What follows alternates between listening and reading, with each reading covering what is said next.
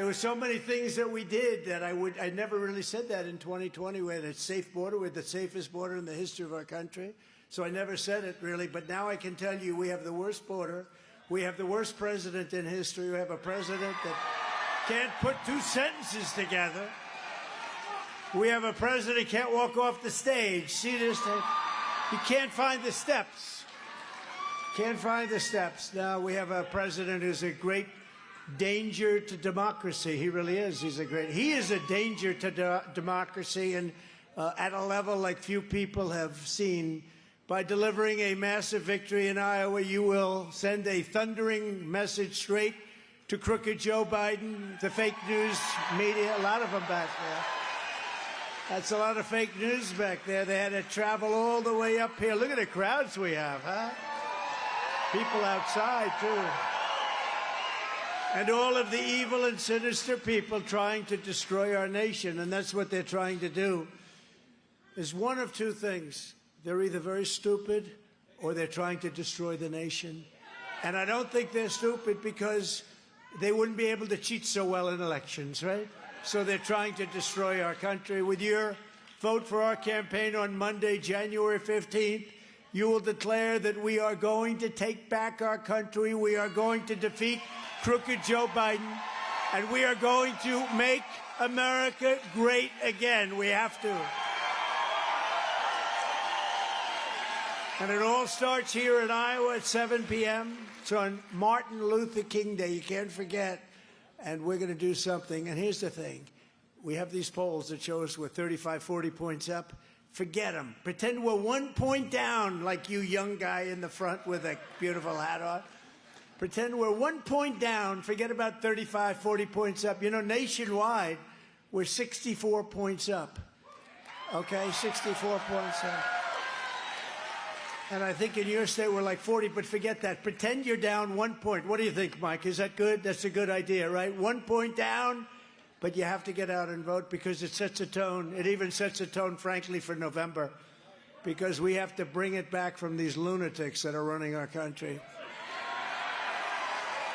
Do not stay home. If you want to save America, each and every one of you has to get out. You have to get out and vote.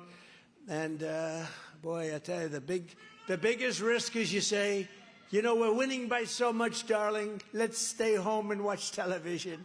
Let's watch this great victory. And if enough people do that, it's not going to be pretty. But we're not going to let that happen. You know, I'm going to be here. You know that, right? I'm coming to Iowa. I'm going to caucus.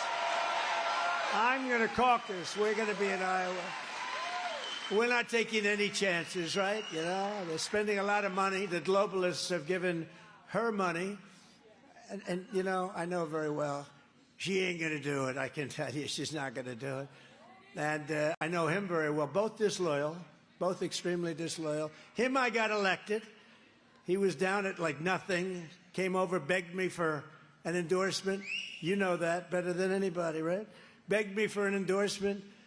And he helped me a little bit with the impeachment hoax, number one, impeachment hoax, number two, 2 hoaxes. We had about 15 hoaxes. We have currently a lot of hoaxes going on, too. They never stop. And you think they won't do it to them? They would do it to them, too, but they would wilt. They would wilt. But he came over, tears in his eyes, I need your endorsement. And he was losing by like 35 points. It was over. And then, for whatever reason, stupidly, I gave him my endorsement. And he went up like a rocket ship, and that was his only claim to fame. And he ended up getting it.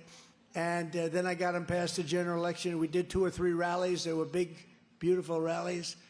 And I said, you're going to win. He said, I don't think so, because the man he was running against was the hottest politician in the country. I said, you're going to win. I'm telling you. I could tell by the rallies. The rallies were incredible.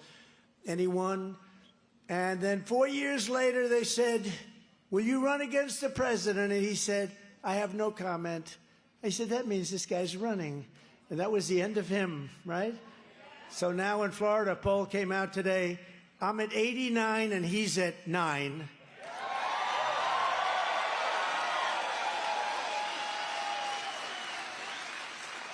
And now I guess he's fighting for second place, isn't he? They're both fighting for second place. You can have either one of them, globalists.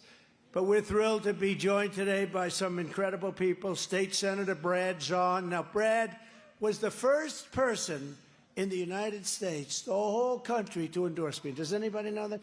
He endorsed me 3 months before I ran. Nobody knew I was running. I didn't know I was running. I really didn't. I didn't know. One day I said, come on, First Lady, let's take that trip down that beautiful escalator, First Lady. But Brad was there 3 months before I was. Can you believe it? So, and he's a great guy wherever he may be. Where's Brad? Where's Brad? Brad. I call him the Marlboro Man. He's a handsome guy. 3 months. You remember that, Brad? I said, who's that guy in Iowa? I didn't know him. I said, who's the guy in Iowa? He keeps endorsing me. He likes me.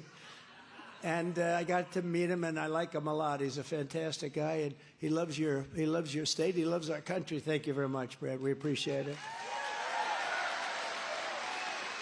And state representatives, fantastic people. They all endorsed, and they're all really right out there. Derek Wolf, wherever Derek may be. Derek? Hi, Derek. Thank you. Great job, Derek. They like you, Derek. Charlie Thompson. Charlie, thank you. Thank you very much, Charlie. A friend of mine, former Congressman Rob Blum. We should take that form. Hi, Rob. We should take that former away. Do you feel like running for Congress? I have a couple of positions for you in Iowa. I have a couple we could do without. Do you feel like running? I have a couple of ideas. Former acting attorney general, a friend of mine, Matt Whitaker. Very popular, Matt. He's very popular. Good guy. He's a good football player, too, by the way. The stakes of this election could not be higher. They can't be higher. And by the way, I just spotted him, a man who is the single greatest buyer of commercials in the history of television, Mike Lindell. And his pillows are good also. His pillows are very good. But if he could buy our ads for us, I would say that we would have ads just blanketing the nation for about 1/3 the price, I suspect, right? No, you're great. He's a great guy. He's always a popular person, too. We introduce him. People love him. I love him. Under crooked Joe Biden, our borders have been literally erased. Millions of illegal aliens are invading our country. They're coming from all over the world. Nobody knows who they are, where they're from. Countries that nobody ever heard of. Languages that we don't have people to teach these languages. We don't even know what the languages are. They're coming from all over the world. Our middle class is being crushed by Biden's crippling inflation like we have never seen before, really. Violent criminals are running wild in Democrat-run cities while law enforcement has been weaponized against Christians, conservatives, and people of faith. We have war in Europe, war in the Middle East. China is threatening Taiwan. Iran is inches away from a nuclear bomb. They think Iran's going to have a nuclear weapon over the next 61 days. Can you imagine the stupidity of these people? We had it so good. When I was president, Iran was broke. They had no money. I told China, if you deal with them, you can't deal with us. I told that to India. I told it to France. I told it to every nation. And they were broke, and I wasn't looking to hurt them. I just don't want them to have a nuclear weapon. And they weren't going to have one. And when bad things happened in that election, all of a sudden, this guy comes in, takes all the sanctions off. Iran is now a very rich nation. They have $250 billion in cash. Can you believe it? Not even mentioning the $6 billion they got for 5 hostages. How about $6 billion for 5 hostages?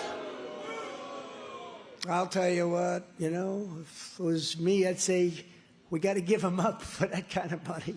$6 billion for 5. You know, I heard about it. It was 5 and 5. I said, okay, now tell me that's the end, right? Because we have Brittany Griner. And for Brittany Griner, well, you're just upset because she always believed in tying her shoelaces during the national anthem, right? Remember? That was when she tied her shoelaces during the national anthem. But for that, they got the greatest arms dealer, they say, in the history of mankind. That was the trade, and he's out there buying arms for Russia right now and happily buying all sorts of military equipment. That was a tough trade, I'll tell you. And then we left the one person behind. He couldn't. They said, "Oh, we'll get him later." Well, that was already a year ago. Now, what kind of deals do we make? Those are the deals that this country makes. But that was bad. And then I said, "Okay, we got 6 this one." So we got 5. They got 5. I said, "Well, that's a little better. Although I'd like to know, who are our 5s? Are they the greatest arms dealer? And we're giving you somebody that's not the same?" But it turned out. Well, they said, "Sir, that's not all of it. In addition to the 5 and 5, we're giving them $6 billion. Oh, that's more like it. That's more like our country. How stupid are we? How stupid are we? And they have now, if you think, they're about $250 billion. They've made it all in a 3-year period. They had nothing. They were down to broke. They were broke. Actually, a Democrat congressman was on last week, 2 weeks ago, I think, on Deface the Nation. Ladies and gentlemen, it's Donald Trump on Deface the Nation. And they hate when I say that. They spend all this money on PR people to, to clean up their act. There they are right back there, fakers. And then Trump gets on and he calls them Deface the Nation and all the different names we have for the different crooked media. The media is really crooked. But they also, for giving electricity to Iraq, we gave them $10 billion. You've probably heard about that. But I'm not even talking about that. I'm talking about from the oil. They took off all the sanctions. You couldn't do it with me, and took off all the sanctions almost immediately. And they now have $250 billion, and they're giving the money to Hamas. They're giving it to Hezbollah. They're giving it to everybody. Our military leaders have gone woke, and we're teetering on the brink of World War III. And I am the only candidate in this race who's up to the task of saving America from every single Biden disaster, starting on day 1. I know everybody. Thank you. You can sit down. Go ahead, sit down. Oh, we have some front row Joes. These people, I don't know, they must be rich. Stand up. These are rich people because I see them at every event. They're like at 167 in a row. What do? You must be loaded, right? Loaded with cash. But you know what he is more than he's a great American, and they are great Americans. Thank you very much. Thank you. Great people. Great people. There's so many events. It's beautiful. We have a lot of people that go to a lot of events. We have people that are well over 100. A group of beautiful ladies from North Carolina, right? They've gone to, I think, 117 now. I say, are your husbands happy with you? I don't know. But they're great people. Since 2016, you have been in this battle side by side. We've worked side by side, taking on the entire corrupt system in Washington like no one has ever done before. Nobody's ever done what we've done. We had, prior to COVID coming in, a gift from China. That was a beauty, right? But we had a meeting with John McLaughlin, the great pollster, and a couple of others, and they said, "Sir, if George Washington and Abraham Lincoln came back from the dead and they decided to run as president and vice president, you'd beat them by 35 points. Because this country was rocking. We were beating China. I put tariffs. We're taking in hundreds of billions of dollars from China. Nobody had ever, it really slowed them down. In fact, they're trying to get rid of the tariffs, but they can't because they're producing so much money. Biden would love to get rid because, he got paid off by China, a lot of money. So he wants to do whatever he can to keep them happy. But it's terrible. I mean, he's like a Manchurian candidate. This is what we have as a president. It's a terrible thing. Together we stood up to the failed establishment, the corrupt media. Those people right back there. Look at all those cameras. We stood up to the deep state, the globalists, the warmongers, the Wall Street special interests, the open borders fanatics, and the radical left. And we achieved more than any administration just about in the history of our country. We rebuilt our military. Think of it. We got the largest tax cuts in history, the largest regulation cuts in history. We did things like right to try, where people were terminally ill and they couldn't get some of the really advanced medicines. We have the greatest labs and the greatest doctors in the world for all of that. And you couldn't, they'd travel to Asia, they'd travel to Europe, they'd travel all over the world. If they had no money, they'd go home and they'd die. But Right to Try gave them the right to use these great, I mean, we've saved thousands and thousands and thousands of people. One of those people is with us today, actually. Natalie, I don't know if Natalie's around, but she's with us today. Where is she? Where would Natalie be? But Right to Try was an amazing thing. She works with us. She works so hard. She's usually back working on the computer while I'm speaking. That's extremely insulting, but that's okay, because she's heard this speech many times before. But we always change up our speeches, don't we, huh? You know, a lot of politicians, they go around and they say the exact same speech for months and months. Not a word changed. It doesn't, even if history is changing in front of their very eyes, it's that same speech over and over again. And then they wonder why nobody listens. With me, there's always a risk, especially when I go off these suckers, right? Right?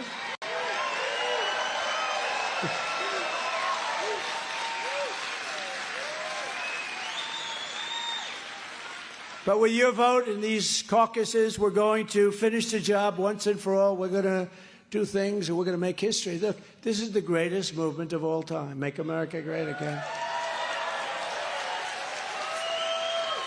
You know, we had a great election in 2016. We did much better in 2020. We got many millions more votes. We did, you know, I tell people, what was the difference? I said, well, we did much better in 2020.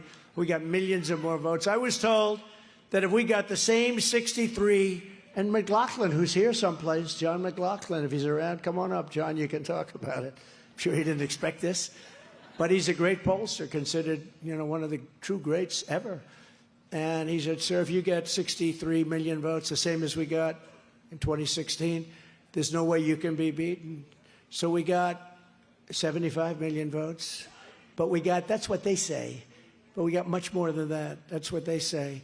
So we got millions and millions more votes, and then they said, oh, we just lost by just a tiny bit, these people. And think of it, all those people are dead in Ukraine. It would have never happened. Dead in Israel would have never happened. Israel would have never been attacked. Ukraine would have never been attacked. We wouldn't have had inflation. China wouldn't be looking at Taiwan. They're thirsting for Taiwan. They wouldn't be thinking about it. North Korea was happy with me, and they're not happy right now. Together, we fought long and hard to rescue the Republican Party from the likes of Mitt Romney, Karl Rove, Paul Ryan, right? The wheelchair over the cliff, right? Paul Ryan, the wheelchair over the cliff. He was great. And there's no chance we're going to let them claw their way back into power with the establishment pawns like Ron DeSanctimonious and Nikki Haley. Or even worse, Joe Biden. Joe Biden is the worst. He's the worst president, he's the most corrupt president, and he's the most incompetent president. Other than that, I think he's doing quite a good job. Quite good. He's doing quite a good job, right? He's the most incompetent president we've ever had. And I say it, you could take the 10 worst presidents in history, add them up together, and they haven't done the damage to this country that this guy has done. Our country is dying, and this is no time to waste your vote on another establishment career politician. And, you know, look, I say we have a very big lead over these people, but you just can't take a chance. You don't know. I mean, it's elections, and a lot of things happen with elections. We learned that. But they're not going to be able to carry the water, and there's a bad seat. You know, when you get people in, how about Nikki? She'd go, I would never run against our president. He's the greatest president. He did a great job. He was a great president. I would never run. This goes on for 2 years. You know, I'd never run against the president. Then one day I heard she's having a news conference. I'm going to be running for the presidency. She doesn't have what it takes. I will tell you that. I know it very well. Unlike every other candidate in this race with me, you know that in your heart I am the only one that puts America first. I put America first, and with God's help, I will get the job done like I did before.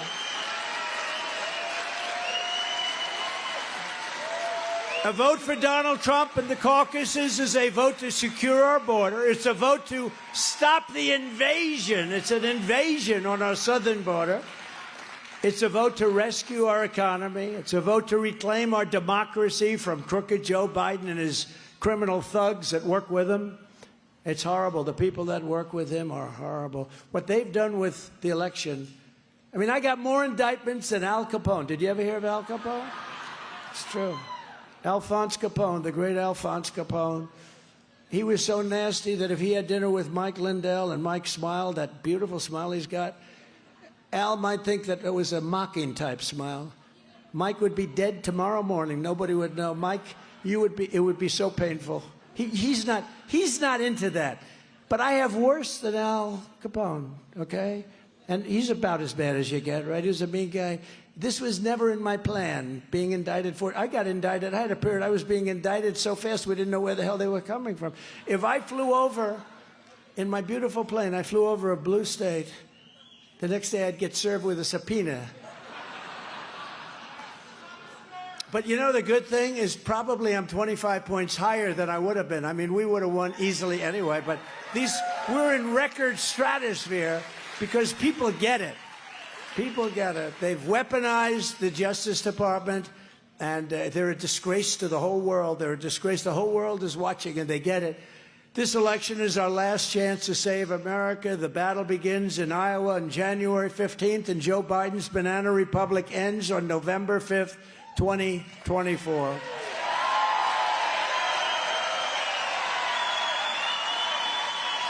Thank you. Thank you. Thank you. With your help, we're going to bring our country back from hell. Victory cannot come soon enough as we speak. The last remnants of our open border. It's a broken, disgusting, crumbling, horrible border. No country has ever had a border like this. The poorest country in the world never had what's happening. You look at these scenes of millions of people coming across our border. I think it's going to be 15 or 16 million people. That's more than New York State. That's more than almost any state. A couple have a couple more, but they'll catch them in 2 years. It's horrible. People are going into schools now. They're occupying schools. They don't speak the language. They don't even know what the language is. And they're sitting with your children in schools. They're occupying the hospital beds. And look, we all have a heart. We don't want that to happen. We don't want bad people to be hurt. But they shouldn't be coming up. They shouldn't be coming here. And the way they don't come here is you say, I'm sorry, we can't take you, so that when they do come, you don't feel so bad about turning them back. But we accept everybody, and we can't take care of them. It's unsustainable for a country. It's unsustainable. This is the largest illegal mass migration in history. There's never been anywhere in the world, there's never been anything like this where 15 or 16 million people are going to come across the border over a short period of time. A record 300,000 illegal aliens were detected crossing the border in December alone. 300,000 in December. In December, we had the safest border in history. Think of it. We had the safest border in history 3 years ago. And now we have the worst border in the history of the world. In the history of the world, there's never been anything like what's happening. We built 561 miles of border wall. Nobody gives us credit for it. You know, if a 2x4 is laying on the ground that's 50 years old and rotted, they said, you didn't build a new wall, that was a renovation. Okay? So they said, yeah, we built over 500 miles of wall, but a lot of it was renovation. You'd have a piece of steel that's 90 years old laying in the ground that you don't even know if it's steel. It's rotted, rusted. And we dig down 9 feet deep and 30 feet high with steel, with rebar, with concrete. That wall is exactly what Border Patrol wanted. It has an anti-climb provision at the top. I never liked the look of it, to be honest. It has a panel on top. It's called anti-climb. I said, I'd like to leave it off because I'm a very aesthetic person. I said, it looks better without it. They said, the difference is they can climb over the wall the other way. They can't climb it. It's called anti-climb. I said, all right, I'll give it to you. I gave it to Border Patrol. We have unbelievable Brandon Judd. And then we have the great Tom Homan. You know that Tom Homan, Central Casting. I'd say he is Central Casting, right? And he's a great guy, and we have incredible people. All they had to do is leave it the way it was. We had the record in like 38 years, the record lows. And if Biden just went to the beach and left everything alone, but they couldn't do that. He goes to the beach. He can't even lift one of those little aluminum chairs that are meant for children to pick up. He's not strong enough to do it. Remember when he used to say, I'd like to take him behind the barn.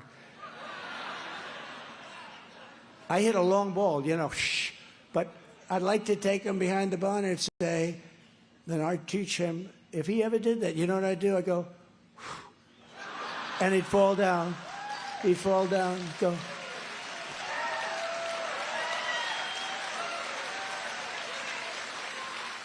But he used to say that it was fine. If I ever said that, oh, that's terrible, he's a fascist, he's horrible. You know, if I ever said that about him, I'm going to take him behind the barn and I'm going to beat the hell out of him. They'd say, he's a fascist, he's horrible. But when Biden says it, oh, isn't that nice? I guess they probably know in that sense, physically he's harmless. And mentally he's harmless too, but he's got a lot of people around him that are bad news. And we get Mexico. You know, we got Mexico to give us 28,000 soldiers worth billions and billions. You know, when they say, he didn't get money from Mexico. What do you mean? I got more money than even if there was no legal mechanism for them to build the wall, give us the wall, build it. But they could give us soldiers. I got 28,000 soldiers from Mexico. And everyone said that would be impossible. And the head of, you probably heard this story, but the head of the State Department, one of the top people who dealt only with Mexico for 24 years, I think, she said, sir, you're never going to get this. I said, no, I want to get it. We'll get it 100%. She said, you're not going to get it, sir. And she was a good woman. She was just a lousy negotiator. And I said, no, we'll get it. And she said, what else are you going to ask for? I'm going to say remain in Mexico. I want everybody to remain in Mexico. And I want catch and release in Mexico, not catch and release into the United States, and about 9 or 10 other things. Then I asked Tom Homan and I asked Brendan Judd, give me the top 10 things. They gave me, so we came in with like 12 items, 10 or 12 items. Every one was impossible. The big one was, we want the soldiers for nothing. We're not going to pay you anything. And the representative of the president, and the president's a great guy, he's a socialist, but he's a great guy anyway, you know. And he came over, handsome man, very good-looking man, dapper. And what can we do for you, President? I said, here's the story. You're going to give us 28,000 soldiers. No, no, no, no, no. We're not going to give you 28. I said, yes, you 100%. 100%. You're going to give us 28,000 soldiers. No, no, we're not. Yes, you are. Then I said, you're going to give us stay in Mexico. Everyone's going to stay in Mexico. That's the way it is. Nothing you can do about it. Everyone's staying in Mexico. No, no, we're not going to allow that. Yes, you are. 100%. 100%. He didn't know what the hell was going on because he's saying no, and I'm saying, of course you are. And then I said, catch and release, but we don't release them in our country anymore. We release them in your country. No, no, no. I said, he said, looks at me, he goes, why do you keep saying I'm going to? I keep saying I'm not. I said, you're going to. 100% you're going to. Would you like to make a bet? We'll make a bet. And he said, no, no, I don't understand what you're getting at. I said, here's the story. If you don't give us all of these 12 items, I'm going to put a 25% tariff on every single piece of equipment and car and everything that Mexico sends into our country. And we're going to tariff you at 25%. And after 2 months, it goes to 50%. And after 2 months, it goes to 75%. And that's a lot more money than the cost of the soldiers and the cost of... So they gave us billions and billions of dollars. He said, may I please excuse myself and call the president? I said, good, 5 minutes, come back. So he comes back in 5. Sir, it would be a great honor to give you 28,000 soldiers, sir. It'd be a great honor to give you, remain in Mexico, sir. Be our honor. We would love to do it. We would love to keep MS-13 in Mexico. You know, we love the roughest gang. So we got everything we wanted. And the woman, I will say this, the woman in the State Department said, I've never seen anything like that in my life. But it wasn't even hard, you want to know the truth. We do many things like that. I did it with France. I did it with a lot of people where they take advantage of our country, and I did it. In France, they were going to charge, you know that story, they were going to charge us 25%, our American companies, if they do business in France. I said, no, you're not. They're not going to do that. I gave it to my people. 2 months later, they said they couldn't make a deal. I said, I'll make a deal. I called up the head of France, you know, Macron. Do you know Macron? He's a very nice guy, Macron. And really a very nice guy. I said, Emmanuel, how are you? He said, fine. I said, I heard you're going to charge American companies 25% to do things in Mexico. Who else are you doing? Well, nobody yet, but we will do other. I said, no, no, but you're not going to do it, Emmanuel. You're not going to, no, Donald, it has already passed. I said, well, you better unpass it, because if you don't unpass it, you're going to pay a 100% tariff on all wines and champagnes that are shipped into the United States starting tonight. No, no, no, you cannot do that, Donald. You cannot do that. I said, I can do that. In fact, I'm just signing it right now. No, no, no. Okay, Donald, look, okay, I'm not going to, we're not going to do it. That was the end of it, Mike. That was the end of it. It was so easy. And I could tell you 200 things like that. I could tell you 200 things like that. I could tell you about aircraft carriers where they use electric catapults. They couldn't go to the steam, which works better for about 1/100th the price, you know, the electric catapult. You know that story? I could tell you about the elevators on a tremendous aircraft carrier, the Gerald Ford, and they decided not to use hydraulic like a John Deere tractor. They decided to use magnets. We're going to use magnets to lift up the elevators with 7 planes on them. We need them fast, these massive elevators. They used magnets. They wanted to try it for the first time. This was a ship that was supposed to cost $2.5 billion. It cost $19 billion and didn't work and still doesn't, right? You know, so they use electric catapults instead of the steam, you know, like Victory at Sea. Anybody ever see those planes get thrown off there? Instead, they get thrown off. It's been great for 60 years, but now we decide to go with all electric. You know what you did? Hey, Biden must have been involved in that, right? He must have been. So I said, I visited the carrier because I wanted to know, you know, it's only about 7 years late, actually, and costing a fortune, totally out of control. So I go.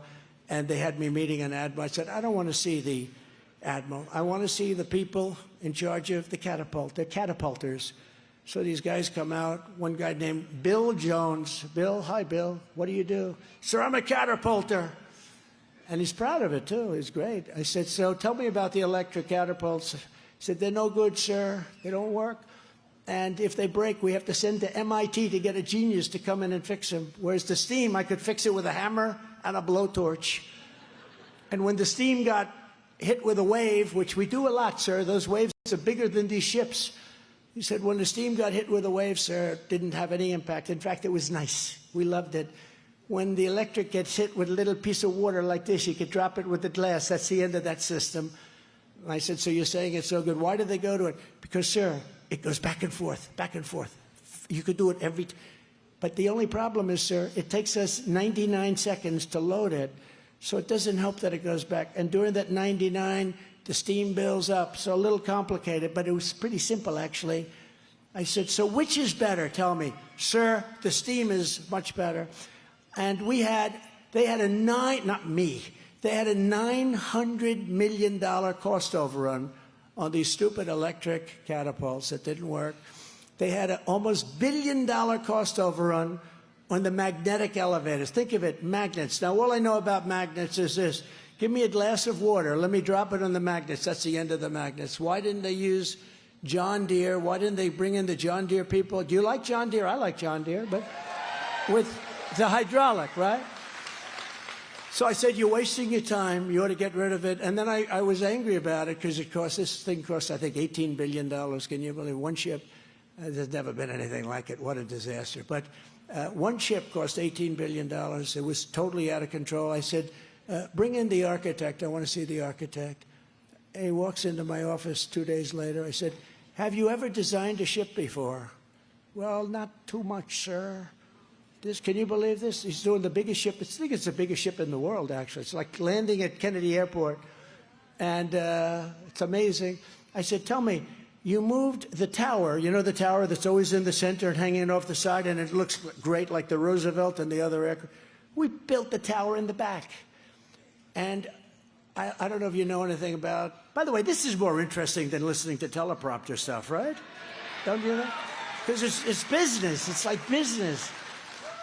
But so here, just to finish it up, I said, so let me ask you, for the pilots here, the hardest thing you can do as a pilot is land on an aircraft carrier because it's big and powerful. They look so big.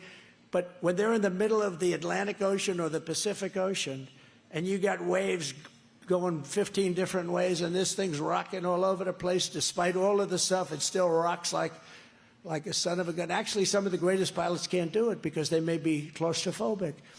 So I said, by moving the tower back, you're making that area much thinner to land, and they already have a big problem landing. It's very hard to land a plane on an aircraft carrier. You really have to have talent.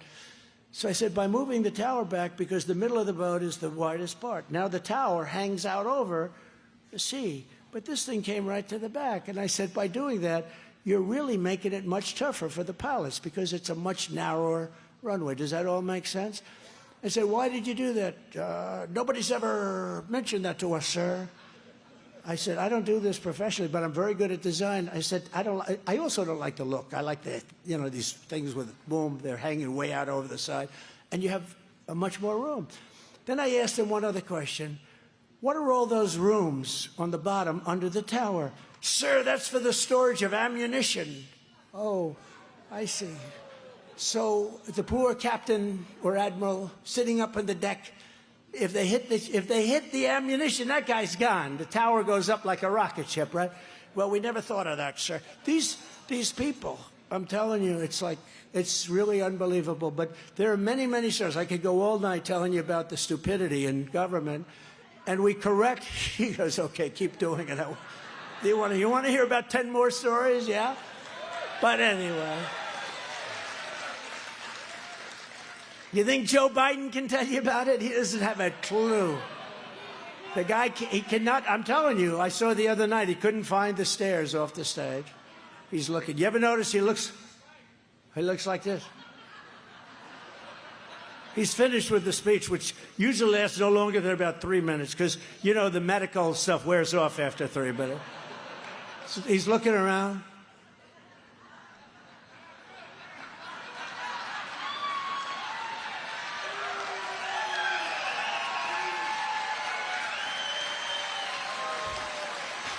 And the problem with doing that, I just told another group, we had a couple of meetings today, pretty nice ones in Iowa, but I just told the other group, the fake news is so crooked that when I do that, we're going to have a little fun. I do that, then they say, Donald Trump was unable to find his way off the stage. It's true, Mike. They do that. They say he's unable to find, or when I mimic him talking, not a good talker. He's not a good talker. So when I mimic him sometimes talking, they show me mimicking, and they say, Donald Trump was unable to get the words out today. No, this guy we got a bad guy. He's a bad guy, actually. They try and make him like, oh, he's not a nice person. I mean, he will go after his political opponent in a campaign, indict him 4 times. Today we got charged $370 million fine on a perfect loan. Nobody ever even heard of such a thing, using a statute that's disgraceful. These people are corrupt people, and they're bad people. They're actually very bad people, and we can't let them get away with it. We better win this damn election. I'll tell you, this country's finished. It's finished.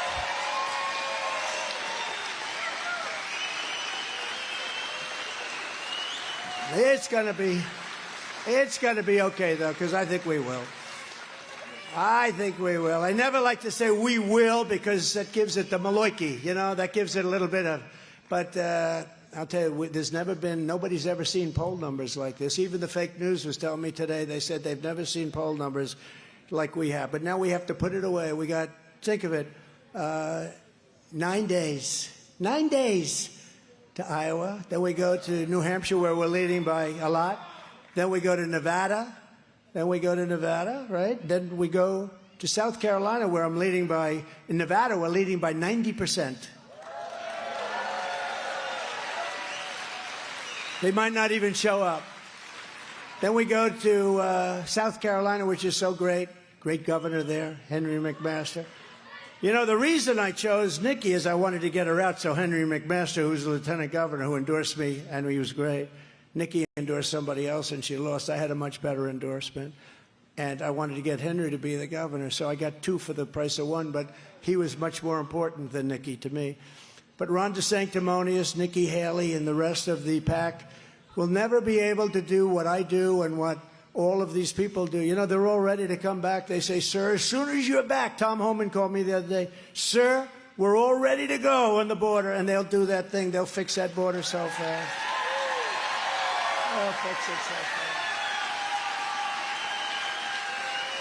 And they wouldn't do it for anyone else. They wouldn't even do it for anyone else. We had, think of it, we had the safest border in the history of our country, and then they destroyed it like overnight, and people just coming in by the millions and millions. And a lot of people don't understand it, because how can that be good? How can it be good? It's so bad for the country. And I think they really are doing it because they want to sign these people up to vote. I really do. You know, I never would have believed it. They can't speak a word of English for the most part, but they're signing them up. They'll be signing them up trying to get them in to vote. I think that's why they're doing it, because there can't be any other reason. Nikki Haley has been in the pocket of the open borders establishment donors for her entire career. Now, Nikki Haley's campaign is being funded by Biden donors. Did you know that? You got a lot of Biden donors. They're giving a lot of money because they want to take out Trump, because in the polls, I'm the only one that beats this guy. Can you believe that? Anybody should beat him. See that young man sitting right there? He's like 7 years old, not you, right behind. He's 7 years old. He should beat him. I'd vote for him.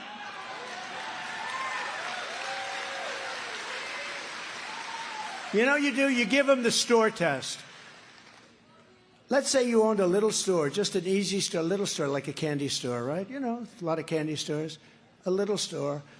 Do you think that if you went away for 2 weeks, you'd put Joe Biden in charge? He couldn't run it.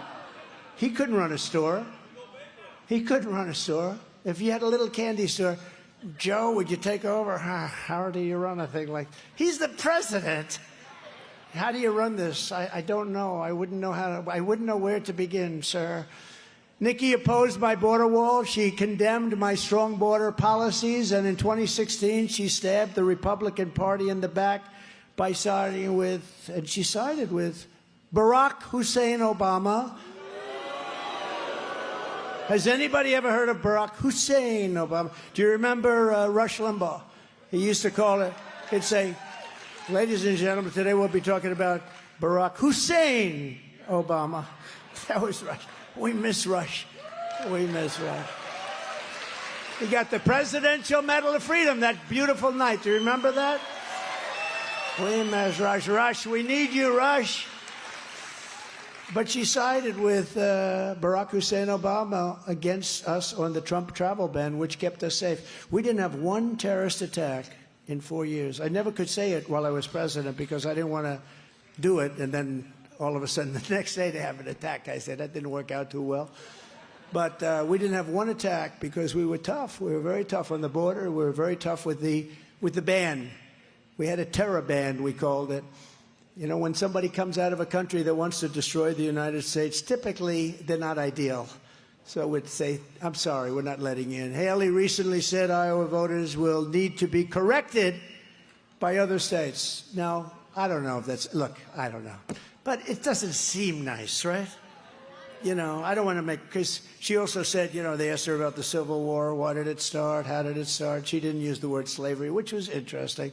I don't know that it's going to have an impact, but, you know, I'd say slavery is sort of the obvious answer. It's supposed to about 3 paragraphs of bullshit. She just talked. Nobody knew what she was saying. But today she put down, Today in New Hampshire, she said you have to be corrected. You don't have to be corrected. You built this country. You built this country. But her record shows that she is one who needs to be corrected because she's the one, and there's nobody better to do that than the people of Iowa. Just vote against her. And just before we get to the sanctimonious, Nikki Haley would also sell you out and grant amnesty to Biden's illegal aliens in her very first way. You know, she said, I will give them amnesty. So they come into the country illegally. You know how many people come into the country through legal means, and sometimes it takes them 10 years, and they have to study, and this and that. They have to love our country. And now you have people just pouring across the border. Sadly, the establishment losers and sellouts lagging far behind us in the Republican primary cannot be trusted on taxes, trade, or anything else. They're globalists, and they always will be globalists. You know, when you're a globalist, something wrong with that because it really hurts our country. It really does. We can help the world, but we have to help our country first because this is a country that's got a lot of problems. But history will show that there's nothing you can do to change them, and they'll betray you just like they betrayed me. I mean, Ron DeSanctimonious, I endorsed him, and then he says, no, I don't want to comment, meaning, you know, I'm going to run against him. Boy, did I hit him. He doesn't know what the hell happened. I think he's still saying, what happened? He's going around saying, what happened? I used to be popular. He wasn't really popular, and I could tell you a lot of different things. The fact is, you need a personality if you're going to run for office. If you run for office, it's nice if you have a little personality. You don't have to have much, but a little. Good policy and a little personality. Iowa does not want politicians like Ron or Nikki, who both support a 23% national sales tax. How would you like to buy a nice John Deere and say, excuse me, you're going to have to pay 23% sales tax on that tractor? Or how would you like to buy a pillow from Mike Lindell? How would you do if you could charge 23% sales tax, Mike, on the pillow? I don't know. That would be not so good. I think your customers would fly away, right? It's not a good thing. It's not a good thing. And it hurts really the middle class and less than the middle class, much worse than anybody else. You don't want politicians like Ron or Nikki, who both want to gut Social Security and Medicare for our great seniors. That's what they want to do. Ron voted 3 times to raise the retirement age very substantially on Social Security when he was in Congress. And by the way, nobody liked him in Congress, I will tell you that. Most of Congress has endorsed me. Even in Florida, almost everybody endorsed me. They didn't endorse him. And Nikki says the retirement age of 65 is way too low. It's way too low. Anybody 65 here thinking about Social Security a little bit? You could raise your hand. You don't want to vote for Nikki. That's a lot of people. You don't want to vote for Nikki. Unlike DeSantis and Nikki Haley, we will always protect Social Security and Medicare for our seniors. You know, you're going to be good. I'm not going to do anything. I'm not touching. You deserve that stuff, Medicare and Social Security. But remember this. We have under our feet wealth like no other country in the world has. We have more than Saudi Arabia. We have more than Russia. We have more than any country in the world by far. It's called liquid gold. It's oil and gas, liquid gold. And we were going to, we were drilling. We were number 4 when I got there. And when I left, we were substantially number 1. And we were going to be doubled up what Russia was and what Saudi Arabia. They were number 1 and 2. And we took over number 1 by a lot. And we were going to be selling to Europe. We're going to be selling to Asia. We're going to make so much money. You didn't have to play around with your Social Security. We were going to be, Saudi Arabia. I said, how much debt do you have? To the king. He said, debt? Debt? What is debt? I don't know. They bought like 100 777s from Boeing. I said, do you finance them? Finance? No, we pay them cash. We give them cash. We don't have any debt. We don't need to finance anything. Because they have liquid gold. We have more than they do. We were going to make this country so rich, and then this idiot comes along and he stopped everything, and he ended ANWR. ANWR in Alaska is probably the biggest site in the world. It's probably bigger than Saudi Arabia. Nobody really knows for sure, but probably it's bigger. I got it approved. Ronald Reagan couldn't get it approved. I got it approved. In the first week, they ended ANWR in Alaska. People can't believe it. It's not just Alaska. I mean, Alaska couldn't believe it. Economic development, all the jobs. But the whole country in that case. We have the biggest site in the world, and this guy ended it. And he doesn't even know why he ended it. If you say, why'd you end it? He would have no clue. He doesn't know. Somebody told him to end it.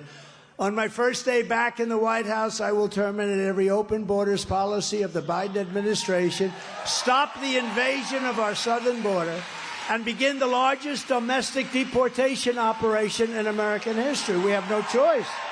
It's not sustainable.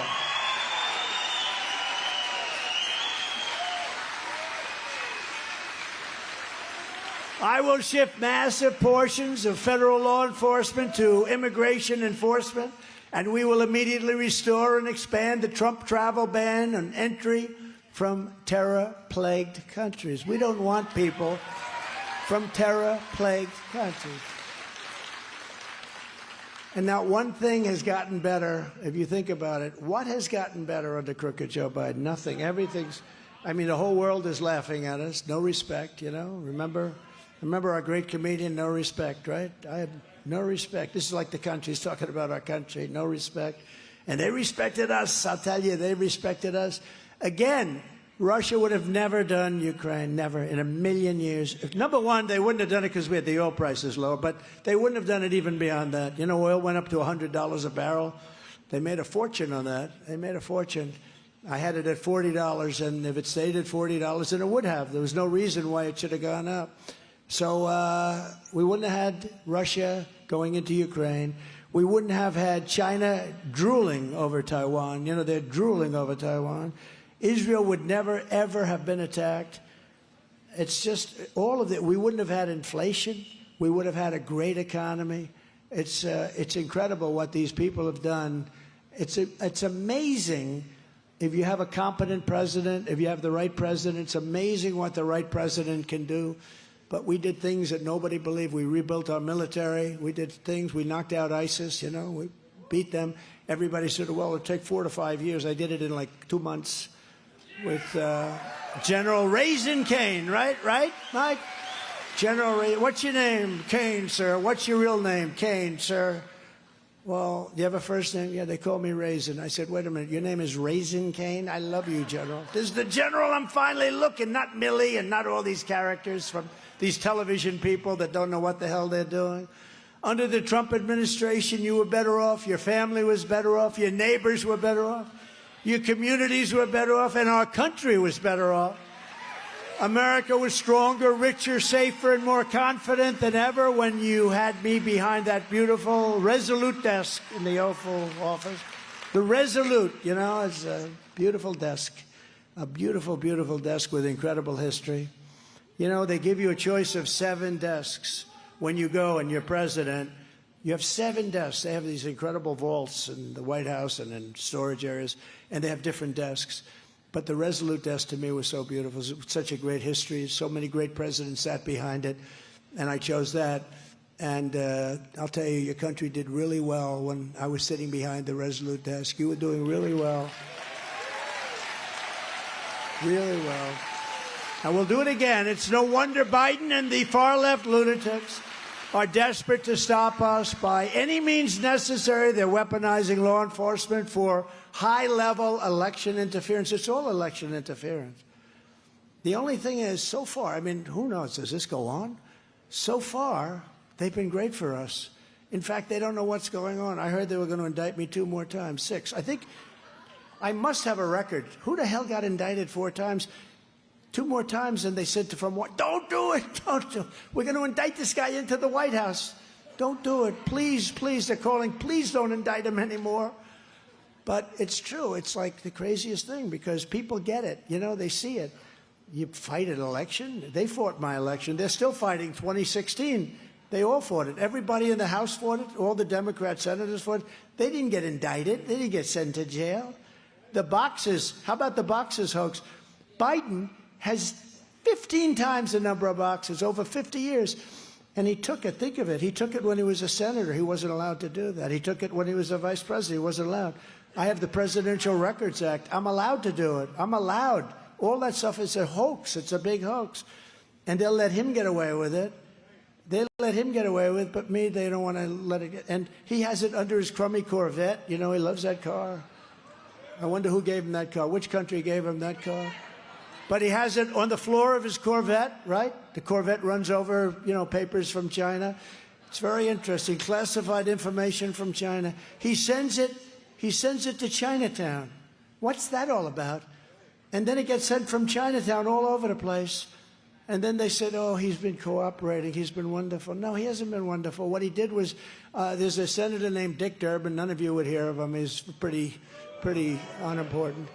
But Dick Durbin, a senator, he said if he took classified information when he was a senator, that's really, really serious. Wow. I can't believe he did. Then Dick Durbin said, oh, really, it's not that bad, you know, when he found out. But no, it's bad stuff. But if I do it, it's like a big deal. If he does it, it's fine. It's just incredible the way we have a 2-tier system of government. We're going to have to change it. And remember, you know, they have to be careful because this can boomerang too. You know, it's like we could have done some really terrible things, and it's very bad for our country. They've opened a Pandora's box, which is very, very bad and very dangerous for our country. But all of this is happening because we're beating them badly in the polls. You know, if I wasn't running, or if I was in 5th place, 4th place, like, how about this guy from Arkansas? He's been at 0 for a year. 0. His name is Ada Hutchinson. It's actually Asa, but I call him Ada. Ada Hutchinson. He was the governor of, I don't know, because it's such a great state. Arkansas is a great state. But this guy's been at 0 now for about 6, 7 months. And if he ever cracked one, I'd be shocked.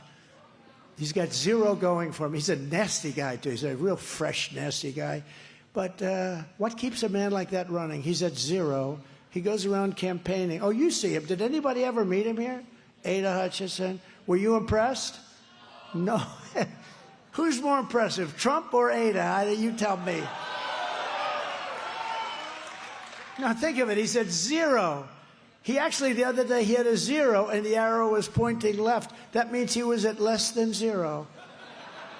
You know what I figure that is? Less than zero? That's crooked votes. In other words, that's when they actually take away votes. So that would be zero less. That's good. He knows exactly what I'm talking about.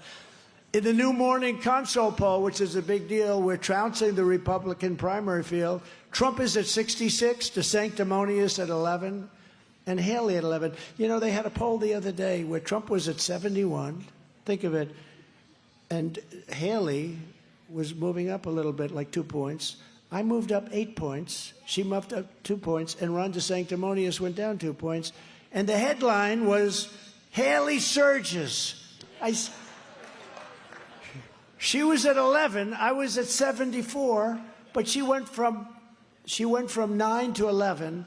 She took over first place by 1 point. And the headline was, Haley surges. It's unbelievable how bad the press is. And it's dangerous for our country, actually, because the press is supposed to be honest, you know, just like the elections are supposed to be honest. We're also leading big here in Iowa, but again, we don't want to take anything for granted, but we're leading by about 40 points in Iowa, but we just can't take that for granted. I don't even want to tell you how well we're doing. I don't want to tell you. I don't want you to walk out of here saying, you know, he's leading by a lot. Let's not bother to vote. Let's watch on television, darling. In the general election, we're crushing Crooked Joe by historic margins in Pennsylvania, Michigan, Nevada, Arizona, Georgia, and North Carolina, Ohio, and Florida. You know, if you win Florida, Ohio, and Iowa, do you know this?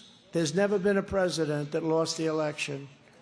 Thank you very much, President Trump. They say I lost. If you win, think of it. You're a part of the equation. Historically, lots of elections, right? If you win Florida, Ohio, and Iowa. Now, I won each one in a landslide, okay? So it wasn't even winning. Won plenty of other states, too, that people don't quite know about. But if you win those three, there's never been a president that lost an election except me. Except me. It's an amazing thing. It's a terrible thing. And the people of the country know exactly what happened, and we're going to do it. We're going to do it again. We're going to win a third time, and we're going to straighten out the country. We're going to straighten out the country.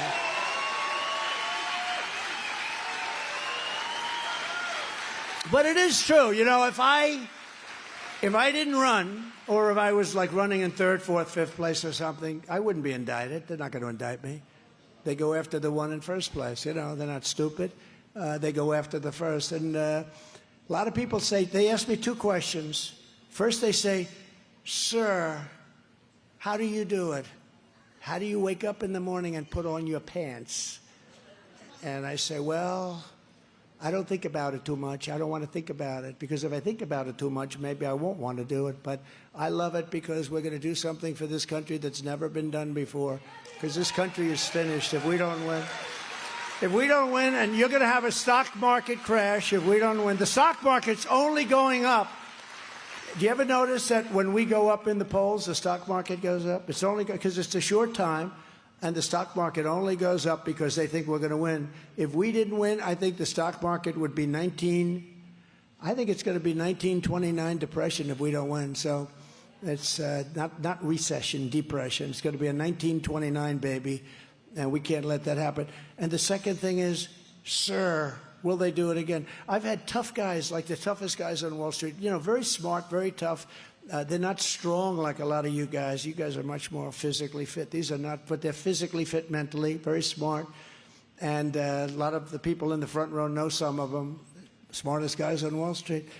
And really, you know, mentally very strong. They say, how do you do it? These people come at you with subpoenas every day. You go before grand juries. You go before, you have this big slob in New York. asking you to pay $370 million penalty for a perfect loan. You had a perfect loan. It was paid. Everything was perfect. I gave the money because the bank wanted. You know, that's what they do. The banks want to loan money. And because my balance sheet is so strong and because my statement, we had an expert witness. He said, it's the best financial statement he's ever seen. And then this person, and it's only political persecution or prosecution. But the next question they say, though, is will it happen again? Those two questions, usually in that order, but sometimes, but that's it. And we're not going to let it happen again. You should all stay in those voting booths. You should stay there and watch it. If you see bags of crap coming into the voting areas, you got to stop it. You can't let it happen because these guys are crooked as hell. They know how to cheat, and they have no shame. They have no anything. They are crooked as hell, and you can't let it happen because we're not going to have a country. If they take over this country, if they have another 4 years, I don't know that you're going to get by another 10 months. I mean, you know, 10 months is a long time when you have a grossly incompetent person running something. You could end up in a world war with this idiot. You could end up in a world war because he has no clue what the hell is happening. And his people don't have a clue either. And they're smart. They're vicious. They're smart. They're communists. They're fascists. But they're smart and they're vicious. But they're the ones running. He doesn't know what the hell he's doing. But they run it, and they're bad people. The radical left Democrats rigged the presidential election of 2020, and we're not going to allow them to rig the presidential election of 2024.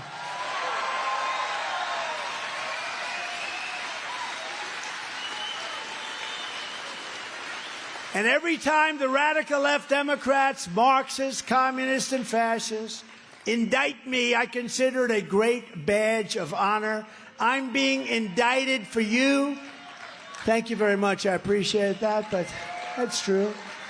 But never forget, our enemies want to take my freedom because I will never let them take away your freedom. I'm not going to let them do that. Not going to. They want to silence me because I will never let them silence you.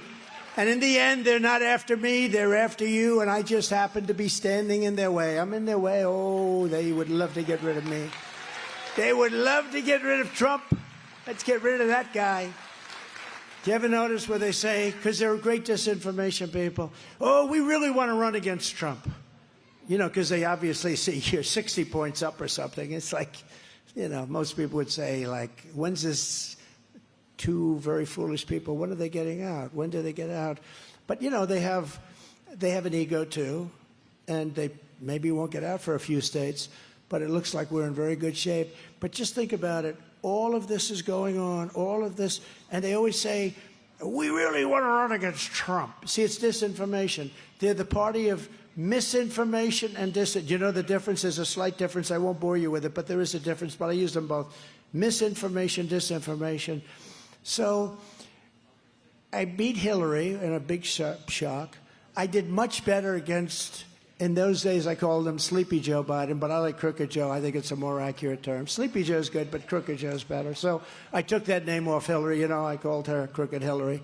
Now I call her Very Beautiful Hillary because she's meaningless. So what happened, that was a great day for Hillary when I took that name off, Crooked Hillary, right? It was a good name. I didn't know. I never liked it that much, and all of a sudden it grew. You know, sometimes they grow. A lot of people didn't like the name DeSanctimonious. They thought it was too long. I said, I think it's good. That one turned out to be very good. And we have an abbreviation, DeSanctus, because you can't keep saying DeSanctimonious. So if you say it more than once in a paragraph, you go DeSanctus. But I will tell you that we have a chance to make our country so great. We have one chance, and if we don't take this chance, this country is doomed. It's doomed. A country can be doomed. Other countries were the talk of the world, and fairly short time later, you look at the Roman Empire, you look at the British Empire, you look at so many different empires, they were not even thinking about doom. And this country's not far away. If they had it for another few years, and honestly, even 11 months, it's just too long. So many bad things can happen. This is far more important, a campaign. This is the greatest political movement in the history of our country. Make America Great Again, MAGA. You know, I was going to call it CAG, keep America great. But our country's not great. This is not we're laughed at all over the world. We don't do well in anything. We have people that go, they don't know. You know, they went to Mexico the other day. Now, I told you my Mexico story, but their story is Mexico wants us to pay them $5 billion. Pay them. They're going to pay them $5 billion. So Mexico wants $5 billion to help us on the border. Think of that. They're not going to pay. They would never even ask me for that. They would just hope. They would just hope that I was a nice person. But they want $5 billion to work with us on the border. And it's Mexico's fault, and it's other countries' fault, too. But it's really our fault because we're really led by very stupid people. Together, we'll once again fight for Iowa families and Iowa farmers, just as we did. I got you $28 billion. $28 billion. I get a lot of heat, you know. Hey, it's great to be on a Friday night, right? You don't have to go to work tomorrow. I do. You know what I have to do? I have to make speeches in Iowa tomorrow. I have to go to work. Oh, I could be home in one of those beautiful places. No, but I have to. But it is great to be. Is there any better place to be than a Trump rally? And actually, this isn't even a rally. This is a beautiful group of people. But there's really nothing like it. I mean, because there's love. There's love all over the room. Unlike Crooked Joe, who wants to dramatically increase the estate tax or the death tax, I virtually eliminated the unfair death tax. I did eliminate it essentially for almost everybody in this room, saving countless family farms and small businesses from destruction. You know, when you died, if you have children, great children that you love, if you don't love your children, it doesn't make a damn bit of difference. Don't leave them. Don't give them the money. But if you love your children, who loves their children? Okay. Who doesn't love their children? Oh, she raised her head. Now, if you don't love your children, don't listen. This is just a waste of words. But if you do, you want to leave the farm, you want to leave the business, you have no estate tax. They used to, if you left the farm, they would almost always go bankrupt because they had to go to a bank, they had to borrow the money. You know, it's a great business, but it's cash intensive, land rich a little bit. We all know that through real estate, right? But farms are great, but they're, you know, it's tough. So you leave the farm to your kids, you love your kids, you say goodbye to your kids, they're great. And then they end up losing the farm over a period of 2, 3, 4 years. I ended that. I ended the estate tax, or the death tax, as we call it. I also ended the NAFTA disaster, the worst trade deal ever made, and replaced it with the brand new USMCA, the best trade deal ever made, a giant win for Iowa farmers. That was a big win for the Iowa farmers. And you know why we all know it's so good? Is because China, you have to see this. China, by the way, I think maybe my best deal is with China, but I don't talk about it too much because I'm so angry about COVID, but maybe the best deal. But if you look at the USMCA, Mexico and Canada, they're trying to renegotiate the deal. They want to renegotiate that deal so much because we made a much better deal than they did. And they're trying to, you know, for years they took advantage of us with NAFTA. But Mexico and Canada are trying to renegotiate the deal. And I tell the Biden administration, don't do it. Don't do it. We had to suffer with NAFTA. Now you do, and you know that. The deal we made, USMCA, Mexico, Canada, it's the greatest trade deal ever made in this country. It's an amazing deal. And they want to change it. Don't change it. Don't let them change it. Talk to your senators. They'll do a lot for you. I took on communist China like no administration in history, bringing hundreds of billions of dollars pouring into our treasury when no other president had ever gotten even 10 cents from China. And then I gave you, out of all of those billions of dollars, I gave the farmers $28 billion. And it is funny, though, because my people keep saying, don't talk about it, sir. It's demeaning. I said, wait a minute. It's like you're taking advantage. You shouldn't say it to the people of Iowa. Don't say it, sir, because it sounds too contemptuous. I say, listen, I got Iowa $28 billion for their farmers. They're never voting against me. They vote against me. Do you think that Biden lays awake in his bed, turning and tossing, thinking about how he's going to screw China? I don't think so. They lay awake thinking about how they're going to screw him, but it doesn't work the other way. No, I got you $28 billion, and somehow I'm not overly worried. I'm not overly worried. And I know that sounds a little bit brash, But the farmers appreciate it. I said, do you remember? I said, just stick with me. We're going to make a great deal. And the farmers stuck with me. They never, I'll remember an interview on one of the shows in the morning, and they said to one of the farmers, and you know, there was a period of time when they really cut us off, and it was a tough negotiation. And this farmer said, no, President Trump's right. We're dying right now, but he's right. He's going to get this thing. Because for 30 years, the farmer was really getting hurt in this country. And this farmer said, no, it's very tough, but I'm sticking with President Trump. And very shortly after that, we made a deal that was unbelievable. $50 billion they had to buy. And I said, what are they buying now? I asked Sonny Perdue, Secretary of Agriculture, who's a good guy, by the way. I said, Sonny, so tell me, how much did they take advantage of, the farmers in our country? And he said, comes back 2 days later, about $28 billion. I said, good, I'm going to give them $28 billion from China. And I gave them checks. A lot of the people in this room got it. And I said, you're going to go two things, buy more land and bigger tractors. Remember my line? I said, buy more land and bigger tractors.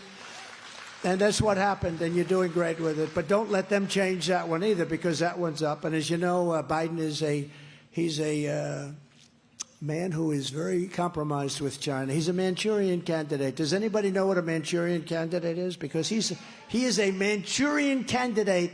He's paid off by China, so he may do bad things. Just as I promised, I also stood up for Iowa ethanol. I issued a historic rule declaring that E15 would be made available all year round. Nobody thought that would ever be done.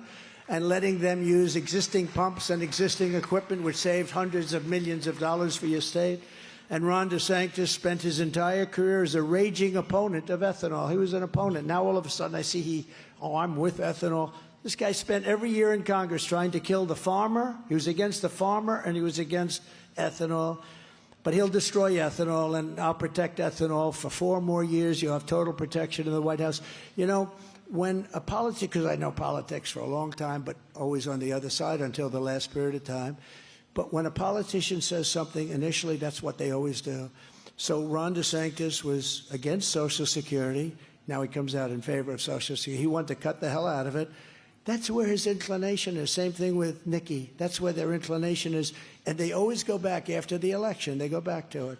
Just like they try and reduce gas prices, and after the election it goes up like a rocket ship, you know, which is what they're trying to do right now. Biden, before I even arrive at the Oval Office, shortly after we win the presidency, it's going to be us all together. I will have the horrible war between Russia and Ukraine settled. I know them both very well, Zelensky and Putin. I'll get it settled. We will turn, it's a terrible war. Millions of people are dying. You know, it's far worse than people. They are not giving you the real numbers. The number of people that are dying is far greater. When those massive buildings come tumbling down, there are a lot of people in those buildings. And then they say, yeah, there were 2 people hurt. No, there were a lot of people killed every time a rocket hits a building. It's terrible. But we'll get it settled quickly. We will turn the page forever on the days of foolish, never-ending wars that squander American blood and treasure in distant foreign lands, and we will restore peace through strength. We can do it. We can do it very easily. We don't have to go out and lose our young people and our wealth. And I'm the only candidate who can make this promise to you. I will prevent World War III. You are very close to World War III. Very close. Very close. You're very close to World War III, far closer than most of the people in this room would understand, and we will prevent World War III. And this would be a war with nuclear, and I don't even want to tell you about the destructive capability, but this would be obliteration. This is not World War II with the armored tanks going back and forth shooting at each other. This is obliteration. I will end Biden's inflation nightmare, save our nation from debt and economic despair, and we will immediately drill, baby, drill. Drill, baby, drill. Immediately. In fact, you know, when you give the speech at the White House, at the Capitol, and you have the stairs going up, the beautiful stairs with the red carpet going up. I'm so anxious to get some of these things signed, like closing up the border, like getting out all the criminals that have come into our country, like drill, baby, drill, and other things, that I think rather than going back to the Oval Office, which is somewhat of a little track, I'll put a desk about 5 steps up. It's many steps. And I'll sit down at that desk and I'll sign all of the things that we're talking about tonight so I don't waste a lot of time on day one. And I'll also cancel crooked Joe Biden's insane ethanol-killing electric vehicle mandate. How crazy is that? Crazy. And don't sell your gas stove because you'll be using your gas stove for a long time. That's another thing. People that are great cooks say gas is much better than electric. You know, what do I know about it? I really wouldn't know, but they say the gas is much better than electric, and you're not going to be using electric if you don't want to. You're going to have the option. Same thing with cars. They don't go far. They're very expensive, and they're going to all be made in China because China has the materials. But we have the materials called gasoline. We have the materials for what we want. And I'm not against the electric cars, but if you want a hybrid, you can have it. And if you want, but you can have a lot of choice. And that's the way it has to be. To mandate electric, how can you do this? And we don't have enough electric. And, you know, electric is produced by fossil fuel, okay? You know, people don't say that. You know, all that fossil fuel is really getting it done. But just as I did before, I will appoint strong, highly qualified, pro-Constitution Supreme Court justices who will interpret the law as written. And I will direct a completely overhauled DOJ to investigate every radical, out-of-control prosecutor in America for their illegal, racist enforcement of the law. And I'm also going to indemnify all police officers and law enforcement officials throughout the United States to protect them from being destroyed by radical left lunatics for taking strong action on crime. We're going to indemnify them because they get sued. And a lot of police departments now, they say you have to protect yourself. You have to go out and hire your own lawyer to protect. Can you believe it? We're going to indemnify them and some of the departments themselves. We're going to rebuild our cities into beacons of hope, safety, and beauty better than they have ever been before. We'll have to work with the Democrats. They're all running these decaying cities. The cities are decaying. They're crime-ridden. They're crime-infested. Every one of them is run by a Democrat. Safety will again be restored so that children can go outside and play in the park without being beat up, molested, or shot.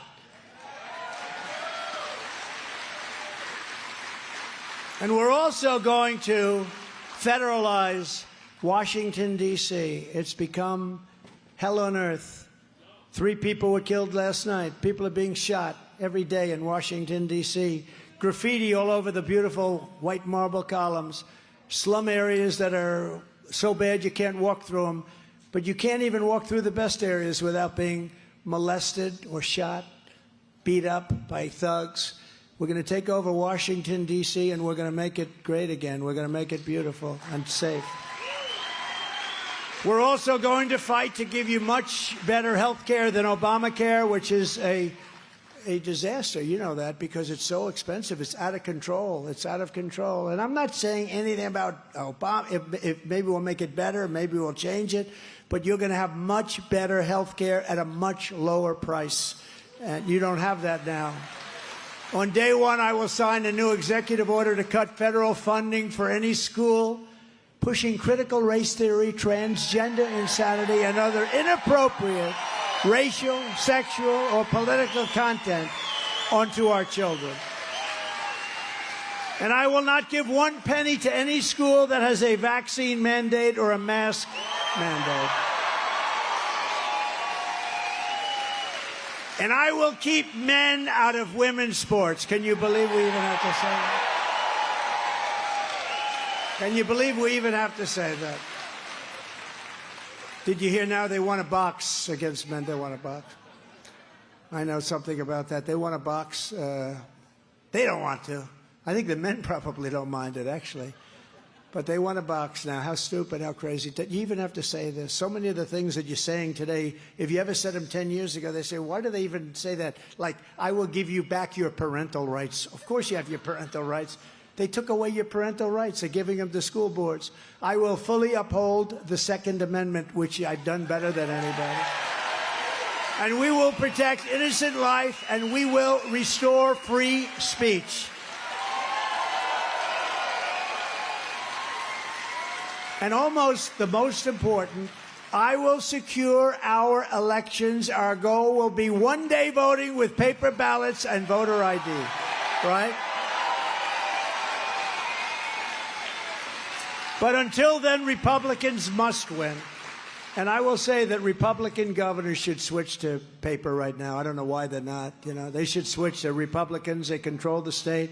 And if they do have that kind of control, they ought to switch over. Many states have really good control. They ought to switch over to paper ballots. It's all watermarked now. It's really incredible stuff, what you can do with paper. Paper is actually high-tech. But paper you can switch over to it. Voter ID you want. Why wouldn't they want voter ID? You know, the Democrats fight you on voter ID. You know why? Because they want to cheat. They don't want to have voter ID. Everything has everything has an identification. Even the Democrat National Convention, when you walked into that, the last convention they had a sign. It was like a painting on the front. It had your picture from 4 different angles. It had everything about you. And that was for their convention.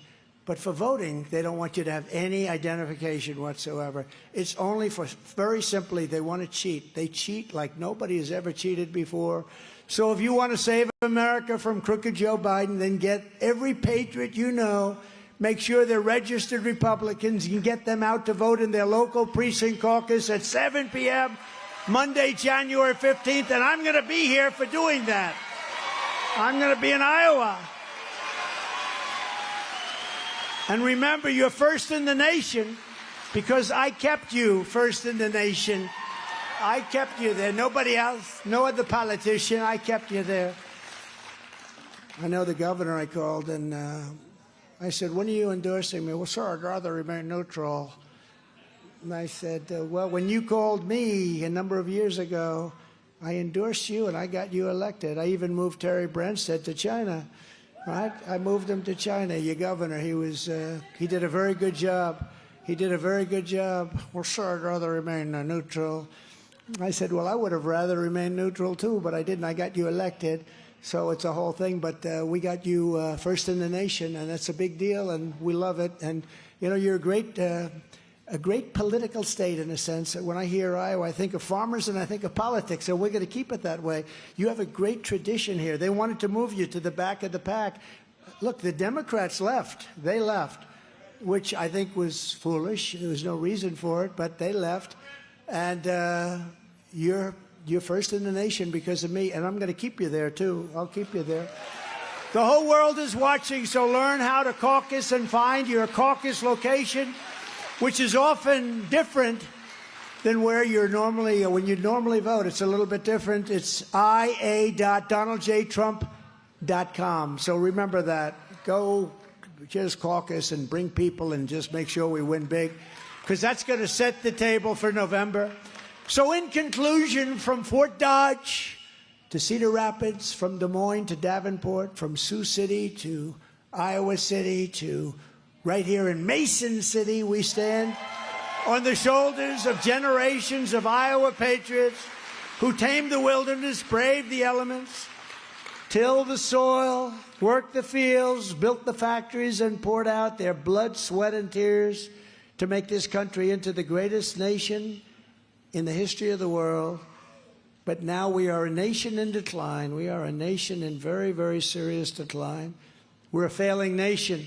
We're a nation that has lost its confidence, its willpower, and its strength. Think how horrible that sounds. We're a nation that's lost its confidence. We are. We have lost its confidence because we have horrible leaders that shouldn't be the leaders. We're a nation that has lost its way, but we are not going to allow this horror to continue. 3 years ago, we were a great nation, and we will soon be a great nation again.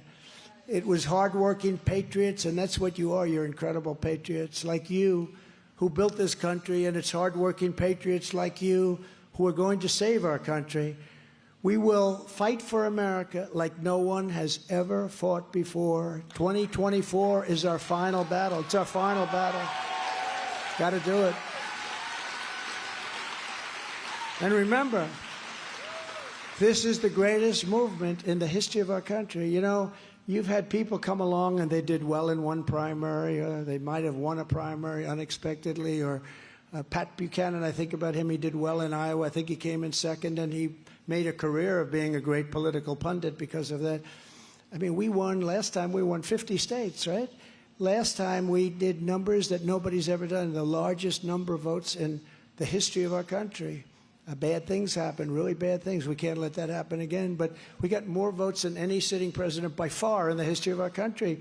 And in 2016, some people thought it was a surprise. I didn't think it was a surprise because we had rallies that were so massive. But we have bigger rallies now than we did then. We have bigger rallies now than we had in 2020, and they were big.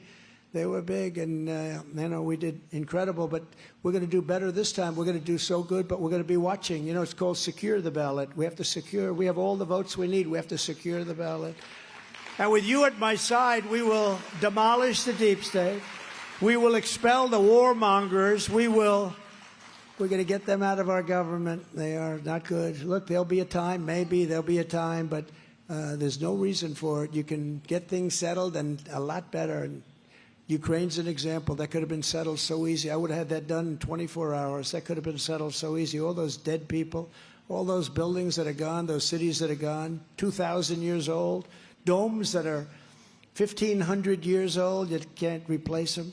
But so many people have died. We could have solved that. Israel would have never been attacked, ever. Not even a chance. Or that horror show. What they did in Israel was a horror thing, a horrible thing. All the people dead. And from both sides, now you look at what's happening the other way. From both sides, we would have never had that. We'll get that settled and solved, too. Somehow we'll get it solved. But we'll drive out the globalists. We'll cast out the communists, Marxists, and fascists. We'll throw off the sick political class that hates our country. They hate our country. We'll rout the fake news media, and we will evict crooked Joe Biden from the White House on election night 2024. We have to get him out of there. He's bad. He's a bad guy, bad person. The great silent majority is rising like never before, and under our leadership, the forgotten men and women will be forgotten no longer. We're not going to be forgetting the men and women of this country. We will love our country. We will take care of our country. We will pray to God for our strength and for our liberty. We will pray for God, and we will pray with God.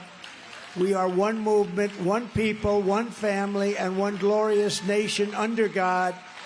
And together we will make America powerful again. We will make America wealthy again. We will make America strong again. We will make America proud again.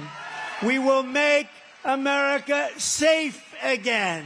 And we will make America great again. Thank you, Iowa.